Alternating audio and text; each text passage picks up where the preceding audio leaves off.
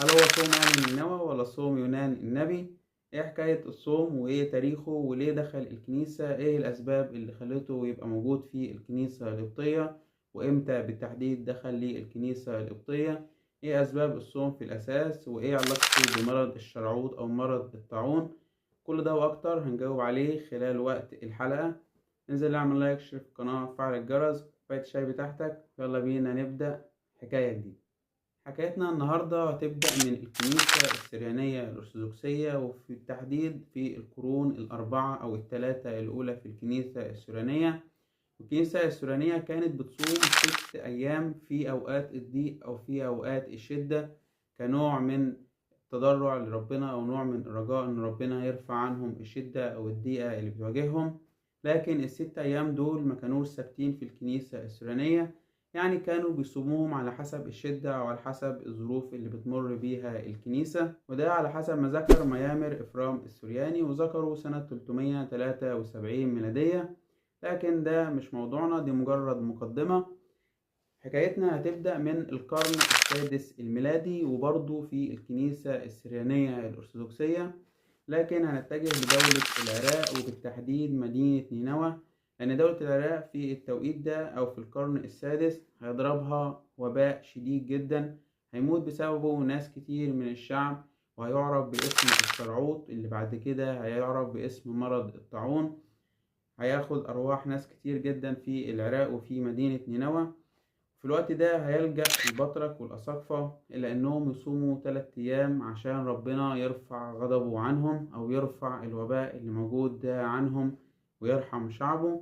بالفعل هيبدأوا يصوموا 3 أيام بغرض إن ربنا يرفع الوباء عنهم، وبعد ما بيصوموا ال3 أيام فعلا بيرتفع الوباء عن الشعب وعن العراق بالكامل، وده على حسب بحث 3 Day Fast of نينوى. البحث ده موجود في الكنيسة السريانية الأرثوذكسية. السؤال هنا هو مين البطرك ده؟ على حسب كتاب أورو غوثو أو كتاب المجادلات لمؤلفه مار دينيسوس الصليبي، قال إن البطرك هو ماري ماروثا تكريت، وقال انه الكلام ده كان في سنة 649 ميلادية. هتقول لي طيب ما هو ده في الكنيسة السوريانية واحنا الكنيسة القبطية. اقول لك بالظبط امتى دخل بقى للكنيسة القبطية وامتى عرفناها هنا في مصر. هقول لك بالنسبة لكنيسة الاسكندرية او هنا في مصر او الكنيسة القبطية الارثوذكسية، هيبدأ يظهر في الكنيسة مع رسامة البابا برقام بن زرعة السرياني.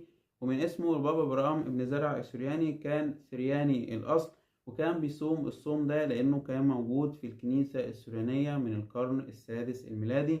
فهو لما بقى بطريرك بدأ يصومه بالفطرة لأنه كان بيصومه قبل كده.